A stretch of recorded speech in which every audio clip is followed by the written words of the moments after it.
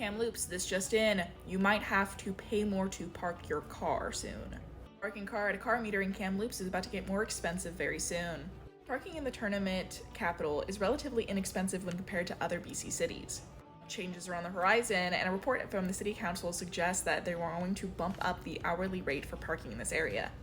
Biggest hike specifically would go towards parking tickets themselves. To read the full story, including what you can expect with the price hikes if they go into effect, go to infonews.ca. And do let us know what your thoughts are on this price increase.